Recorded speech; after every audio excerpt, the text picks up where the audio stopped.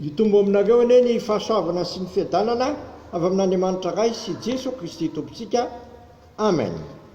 Ndeha hivavaka isika dera sy misaotranao zay raha eo noho ny amin'ny ity andro anio ity izay ankalazana anao makatoky ny andro pentekosta. Afaka herinandro dia migadona ny andro pentekosta, miomana amin'ny fandraisana ny fananao masina zay. Domano ny fompananay tompo, dinakora andray ny teninao dia ny teninao anie mojato eny aty anatin'ny fonay kanitsy ny dianay ho amin'ny faherezana amin'ny fanaovana ny sitraponao. Dia miteneny ianao Jesosy fa mangetahetanao ny fananay, misaotra Jesosy. Amen. Ny anjara mofinaina ao antsika amin'ity alahady fa 19 May, alahady fa 9 manaraka amin'ny Pasika ity dia ny korotianina voalohany toko 12, andiny 12 ka hatramin'ny 17. Korotianina voalohany toko 12, andiny 12 ka hatramin'ny 17. Vakina amin'ny anaran'i Jesosy zany fa tahaka ny tena ray ihany, nefa maro momba ny tena, ary ireo rehetra momba ny tena ireo na dia maro aza dia tena ray ihany, dia tahaka izany koa Kristy. Fa fanaray ihany no nanaova-batisa antsika rehetra ho tena ray, na jiosy na dia tsy lisa, na andevo na tsy andevo, ary isika rehetra dia fanampisotroana ny fanahy. Ray masonao manamasinanay amin'ny fahamarinana ny teninao ny fahamarinana. Ato amin'ny soratra masina dia misy zavatra maro samihafa hanoaran'ny tenin'Andriamanitra ny fiangonana. Eto dia oharina amin'ny tenan'olombelona ny fiangonana izay manana ny Kristy lohany, ary misy ireo atsambatana maro samihafa zay isa momba ny tenan'ny olombelona. Dia hoanina tahaka izany koa ny fiangonana, oharina amin'ny Kristy lohany ary manana ny tenan'ny Kristy dia ny fiangonana izay manana ratsana maro samihafa. Ka ireo na dia maro tahaka izany aza dia iray ihany, a Kristy lohany amin'izany rehetra izany. Koa isika kristianina dia misy karazan'olona maro hoe ny fiangonana, ankoatrany hoe lehilahy sy vehivavy, dia ao ny ankizy, ao ny tanora, ao ny olo-dehibe, ao ny zokiolona, na ao koa aza ny samy manana ny toetrany, samy manana ny fiaviany, samy manana koa ny fiodirana. Reny rehetra ireny tsy sakana amin'ny maha tenan'ny fiangonana atsika, satria isa momba ny tena amin'ny fiangonana avokoa ireny karazan'olona samihafa ireny. Koa efa natambatr'Andriamanitra ho tena ray ihany tsika, manana ny Kristy ho lohany, ary tsy vitan'izany koa fa efa mena ny fanahy masina.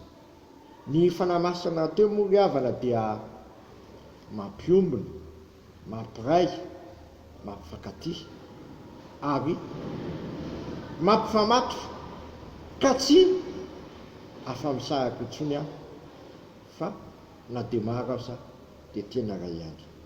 Teo amin'ny fanaovam-batisa teo no nanoloran'Andriamanitra voalohany ny fanahy masina ho antsika kristianina.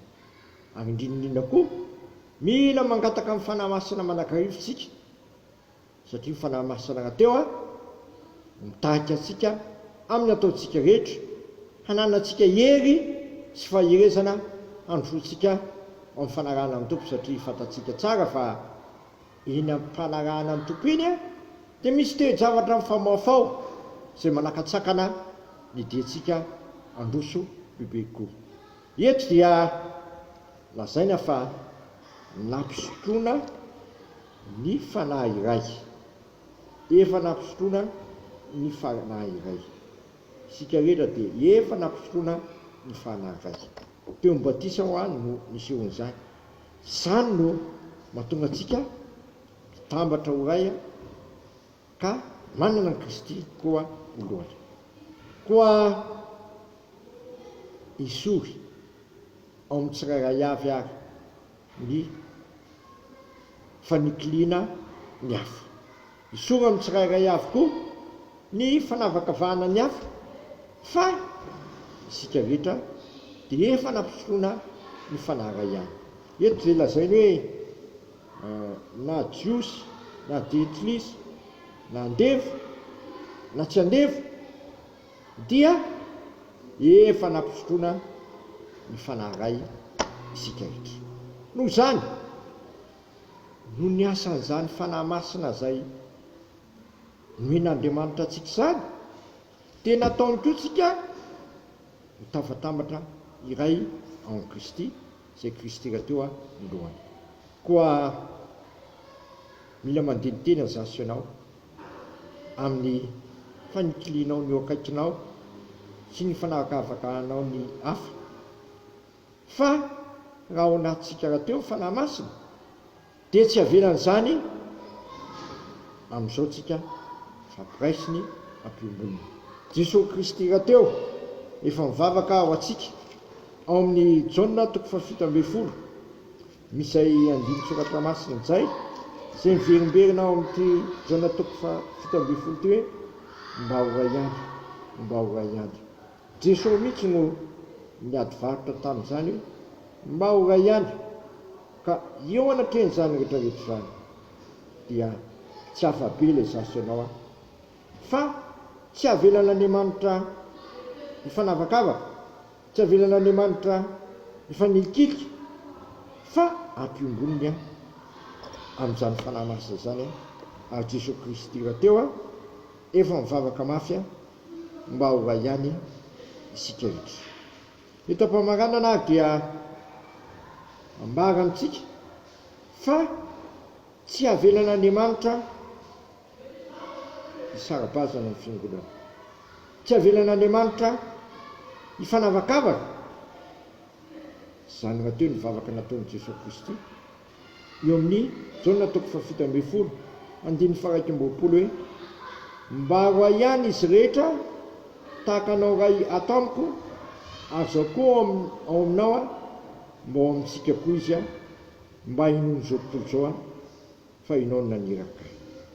Tsy avelan'Andriamanitra tsy ho raitsika fa efa iray ihany ao aminy, tahaka an'Andriamanitra sy Jesosy Kristy ary ny fanahy masina zay telo nefa ray ihany. Zay moa le Trinité dia ampiraisin'Andriamanitra sy ampiamboniny ary tsika aoka sika ngataka sy atatehaka ny vavaka Jesosy mba ho ray ihany izy rehetra, satria na dia maro ary sika dia tena ray ihany ary isika rehetra dia efa nampisotroana fanahy ray ihany. Amen. Misaotranao izay raha eo fa ampandrosoanao aty anatinay manakariva ny teninao ary tsy avelanao tsy asa aminay ny teninao ka tonga anay andesiny fisaratsarahana, andesiny fanikiliana ary atonga anay koa iombona aminao sy ampifandray tsara aminay samyizay. Inao rahateo efa nanome anay ny fanahinao masina mba hiasa ty anatinay, ampiombona anay, ampifankatia anay ary ampiray anay. Ary anao raha Jesosy rahateo koa efa mivavaka mba ho ray ihany izay rehetra. Ka eo atrehan'izany raha eo dia aza avelan'ny tsy tadiny zay voka hiasa aminay ny fanahinao masina ka tatehiko izany eto amin'ity fitanemana anozaty ambony ity ary sitrako indrinako ny ampiray fo anay sy ampirasaina anay ary ampiombona anay amin'ilay vavaka nampianarinao manao hoe raha anay izay ny an-danitra masina ane ny naranao, mitonga ane ny fanjakanao, atao ane ny sitraponao ity atany tahaka ny an-danitra mino an'iny anina sahazo anay ary mamelany elokay tahaka namelana izay midika taminay izao nitondra anay mifakapanahy manafanay amin'ny ratsy fanao fanjakana sy ny hery ary voninahitra manakizay. Amen. Tanterahany tompo amintsika ane izao tsodrano zay tononona amin'ny anaray zanaka ary fanamasina izao. Koa mifandraisanareo a tahaka nandraisan'ny Kristy anareo koa voninahitra Andriamanitra fa Andriamanitra ny faharetana sy fiononana ne ampirahevitra anareo araka ny Kristy Jesosy mba ho saina ray sy vava iray a mirahanareo mankalaza n'Andriamanitra ray ny Jesosy Kristy tompontsika. Amen.